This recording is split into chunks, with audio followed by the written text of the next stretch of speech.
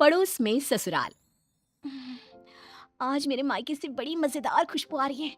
लगता है भाभी या मम्मी कुछ बढ़िया बना रही हैं। चलो जाकर देखती हूँ और लगे हाथ खाकर भी आ जाऊंगी। मायरा घर से बाहर निकलने ही वाली होती है कि पीछे से उसकी सास आ जाती है। ओ मैडम, कहाँ निकली आपकी सवारी हैं? माँ जी दरअसल वो ना आज मायके में भाभी को थोड़ा सा पेट दर्द हो गया है। बस वही तो एक अच्छी ननद होने का फर्ज निभाते हुए उनका हाल चाल पूछने जा रही हूँ मैं। कोई जरूरत नहीं है। रोज तेरे मायके में किसी ना किसी की तबीयत खराब हो ही जाती है और रोज तू फुदक के चली जाती है। हमारी ही अकल पर पत्थर पड़े थे जो पड़ोस की लड़की को ही बहू बना लिया। अब आपका मायका 100 किलोमीटर दूर है, उसमें मेरा क्या कसूर? आपका खाना बना दिया है, आटा भी गूंद दिया है, गर्मा गर्म फुल्की बनाकर खा लेना ना आप। ये है मयूरा, जिसका मायका और ससुराल दोनों भी आस पड़ोस में 2 मिनट की दूरी पर है, जिसका पूरा पूरा फायदा उठाते हुए मयूरा हर दिन मायके के चक्कर लगाती रहती है। हेलो मम्मी, हाय भाभी, क्या बात है? आज तो बड़े ही शाही और लजीज पकवान बने जा रहे हैं। कोई दावत शावत है क्या आज हमारे घर पर? खुशबू आई नहीं कि चली आ गई महारानी चींटियों की तरह सूंघती हूँ। अरे बेटा, तेरे भाई का प्रमोशन हो गया है, इसी खुशी में उसके मनपसंद पकवान बना रहे हैं बस। आ जाती तू भी, दामाद जी और समधी समधन जी को भी न्योता दे दे। पर मम्मी जी, हमें थोड़ी ना पता था कि ये सब आएंगे। मैंने तो वैसे भी खाना कम ही बनाया है। क्या भाभी, अब आपको ये तो पता है कि मेरा ससुराल पड़ोस नहीं है, और आपको तो मैंने कह कर रखा है ना कि मेरे 2 एक्स्ट्रा फुलके सेक कर रख दिया करो। मुझे मम्मी के हाथ की बनी सब्जियां कितनी पसंद है। हम्म, आई बड़ी महारानी। ऐसे ही मयूरा आधा दिन अपने ससुराल में और आधा दिन अपने मायके में गुजारती रहती। एक दिन सुबह नाश्ते के दौरान मयूरा के ससुर धनराज और पति श्लोक।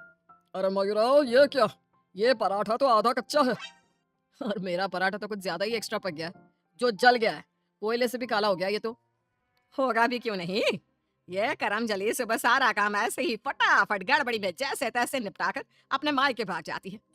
इससे क्या फर्क पड़ता है? सास को अगर चक्कर आ गए दिन दहाड़े तब कौन आएगा बचाने? ओ कम ऑन माँ जी, चक्कर और वो भी आपको? दिन भर आप हर आधे घंटे में कुछ न कुछ खाती रहती हो और फिर भी मुझे ताने कस रही हो।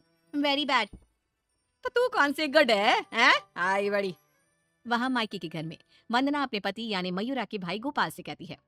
गोपाल, तुम ना तुम्हारी प्यारी बहन को समझा कर रखो। अरे तीज त्योहार, रक्षाबंधन, दीपावली, इन सब पे अपने मायके आए तो ठीक लगता है, लेकिन ये मैडम, ये तो रोज ही चली आती है मुंह उठाए। अरे सोचिए मम्मी जी, अगर मैं भी रोज इस तरह अपने मायके जाऊं तो आपको ये सही लगेगा? नहीं ना?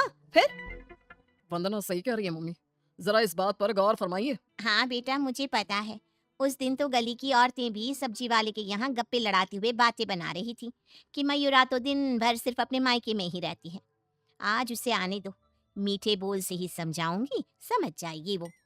फिर जब मयूरा मायके आती है तो मम्मी, आपको तो कोई दिक्कत नहीं है ना मेरे इस तरह आपसे मिलने यहाँ आने से? ये देख सरोज का मन ममता के मुंह में आ जाता है। अब ना बेटी ना, तू ऐसा क्यों सोच रही है और तेरी आंखें नम क्यों है? तू क्यों रो रही है बेटा? समधन जी ने कुछ कहा है क्या? उफ़ो, ये मम्मी जी भी ना, उन्होंने एक आंसू गिराया नहीं कि पिघल गई। नहीं मम्मी, किसी ने कुछ नहीं कहा। बस आज आपकी बहुत याद आ गई। रोज आपसे मिलती ही हूँ, लेकिन आज पता नहीं क्या हुआ। और इसी के साथ सरोज अपनी बेटी को कुछ नहीं बोल पाती, और अब मयूरा का मायके में आना जाना इतना बढ़ जाता है कि वो मायके के फैसलों में भी दखल अंदाजी देने लगती है। तभी वहां पर बरखा आती है। अगर इतना ही परेशान हो तो उसे घर के अंदर आने ही क्यों देते हो? वो एक पाँव अपने मायके की नाव में रखती है और एक पाँव अपने ससुराल की नाव में। अगर एक नाव हटा दे तो ना चाहते हुए भी उसे दोनों पैर एक ही नाव में रखने होंगे ना। हाँ काकी, एकदम बराबर बात कर रही हैं आप। लेकिन समधन जी, आप अपनी बेटी के मुंह पे दरवाजा लगा पाती क्या? देखिए, मुझे वो सब नहीं पता। अब उसका पूरा संसार उसके ससुराल में बस चुका है। उसे वहां ध्यान देना चाहिए, ना कि इधर मायके में। और इसलिए आप ही हो, उसे यहाँ आने पर आप ही को रोक टोक लगानी होगी। बस यही कहने आई थी। नमस्ते। अगले दिन ससुराल में बरखा की तबीयत खराब हो जाती है और मयूरा उसे बिस्तर पर ऐसे ही छोड़कर मायके भागती है। चली गई मायके, अपनी बीमार सास को बिस्तर पर छोड़कर, निकम्मी कहीं की। रात में जब धनराज और श्लोक दफ्तर से घर लौटते हैं, तब वो देखते हैं कि मयूरा घर पर नहीं है और बरखा अपने कमरे में बुखार से तप रही है। और तो और घर में कुछ खाना तक नहीं बनाया है। आज तो हद ही कर दी मयूरा बहू ने। अरे काम काज का नहीं, लेकिन कम से कम अपनी सास की तबीयत का तो लिहाज रख लिया होता। कोई फिक्र, कोई चिंता नहीं। आप ही ने तो चुनी थी ना ये बहू। कुछ देर बाद मयूरा अपने ससुराल वापस आती है। मयूरा, घड़ी देखी तुमने? हाँ, घड़ी में 2 सुइयां एक साथ कितनी प्यारी लगती है ना। बिल्कुल आपकी और मेरी जोड़ी की तरह। मैं मजाक के मूड में बिल्कुल नहीं हूं मयूरा। तुम्हारा ये मायके से ससुराल, ससुराल से मायके घूमने का तमाशा बहुत हो गया। ये सब कब खत्म होगा? तुम्हें अंदाजा भी है, माँ अंदर 103 बुखार से तप रही है और तुम सुबह से अपने मायके में हो। बहू, अच्छा होगा कि तुम मायके जाना कम कर दो, वरना कहीं ऐसा ना हो कि एक दिन दोनों तरफ की रिश्तों की डोर टूट जाए और तुम बीच में ही लटकी रह जाओ। जी पापा जी, आप टेंशन मत लो। मैं मायके जाना तो नहीं छोड़ सकती, लेकिन मैं अपना बहु धर्म अब अच्छे से निभाऊंगी। मैं रोज माँ जी का एकदम हल्के नाजुक पत्ते की तरह ख्याल रखूंगी और आप लोगों को शिकायत का मौका भी नहीं दूंगी।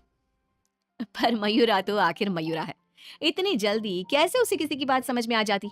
ये तो उसकी डिक्शनरी में था ही नहीं। पहले वो बिना कोई काम किए मायके चली जाती थी और अब कभी कुकर को गैस पर रखकर तो कभी कपड़ों को आधे में धोता छोड़कर मायके चली जाती। उसकी इन हरकतों से ससुराल और मायके वालों को तो पहले से ही परेशानी थी। अब तो आस पास की औरतों के लिए भी मयूरा अच्छी खासी शाम की चाय की गॉसिप बन गई थी। अरे वो सरोज बहन की बिटिया मयूरा, कभी इस डाली तो कभी उस डाली फुदकती रहती है। मुझे तो दिन भर अपनी खिड़की से उसका ये सर्कस देखने में बहुत मजा आता है। अरे मैंने तो सुना है उसकी भाभी वंदना अपनी ननद को एक आंख पसंद नहीं करती। दरअसल मेरी बहू काजल और वंदना ना सहेलियां हैं, इसीलिए पता चला। पर मानना पड़ेगा सरोज को, बहुत अच्छे गुण दिए हैं उसने अपनी बेटी को। तभी वहां से गुजर रही सरोज सभी औरतों की बातों को कान लगाकर सुन लेती है और रुककर उन्हें चिल्लाते हुए कहती है, क्यों रे कलमुइयों, तुम लोगों को क्या अपनी घर गृहस्थी नहीं है जो रोज शाम को हमारी गृहस्थी की चर्चा लेकर बैठ जाती हो? हैं? बेवकूफ औरतें, पहले खुद के घर में ठीक से देख लो, फिर दूसरे के घरों में झांको। क्यों सल्ला बहन, आपका बेटा तो रोज रात को नशे में धुत लुढ़कता हुआ घर वापस आता है ना, हमने कभी कुछ बोला? और जानकी बहन, आपकी बेटी का इस महीने का 5वां बॉयफ्रेंड उसे रोज गली के कोने पर छोड़ने आता है, लेकिन हमने तो कोई बात नहीं बनाई। इतना बोलकर सरोज वहां से चली जाती है, लेकिन अब पानी सर के ऊपर जा चुका था और थक हार कर परेशान होकर दोनों परिवार वाले आपस में एक साथ मिलकर मयूरा के बारे में बात करते हैं। श्लोक, हमने बहुत बार कोशिश की कि हम मयूरा को रोके मायके आने से, लेकिन वो इतनी ढीठ है कि हमारी बातों को कान के पीछे ही डाले जा रही है। अब पता नहीं वो ये सब जानबूझकर कर रही है या फिर सच में। समधन जी, समधी जी, अब जो भी हल निकालना है आप ही निकाल सकते हैं। दामाद जी कुछ तो कीजिए। कुछ तो आपको करना चाहिए था सरोज जी। अरे बरखा, जैसे हम बहू को रस्सी से बांध कर नहीं रख सकते, वैसे ही एक माँ होने के नाते सरोज जी भी मयूरा को मायके में प्रवेश करने से नहीं रोक सकती। अरे उसने पूरा बचपन बिताया है वहां पर। लेकिन अब नहीं, अब तो इस सब का एक ही रास्ता है। जो काम मैंने 1 साल पहले नहीं किया था वो मैं अब करूंगा। ऐसा क्या कर लेगा तू बेटा? मुझे कंपनी की तरफ से चिरौलीपुरा में ट्रांसफर लेटर दिया गया था, वो भी दुगनी सैलरी के बेसिस पर। लेकिन 1 साल पहले आई इस ऑफर को मैंने मयूरा की खुशियों के लिए ठुकरा दिया था, क्योंकि अगर हम यहाँ से कहीं और जाकर शिफ्ट हो गए तो वो अपने मायके को मिस करेगी। तभी शादी भी नहीं थी और अब ऐसा कुछ भी नहीं है। तो तुम ये कहना चाह रहे हो कि तुम सब यानी मयूरा के ससुराल वाले अब उसके मायके से दूर चले जाएंगे?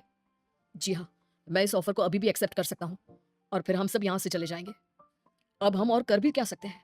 अगर मयूरा को अपने मायके जाने से रोकना है तो बेहतर यही होगा कि उसके पड़ोस के ससुराल को दूर ले जाए और उसके ससुराल वाले ही अलग जाकर रहे, जिससे वो रोज अपने मायके नहीं जा पाएगी।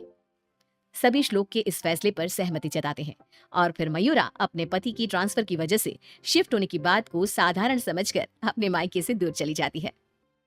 जो भी कहो, सही मायनों में बहू विदा करके तो मैं अब लाई हूँ।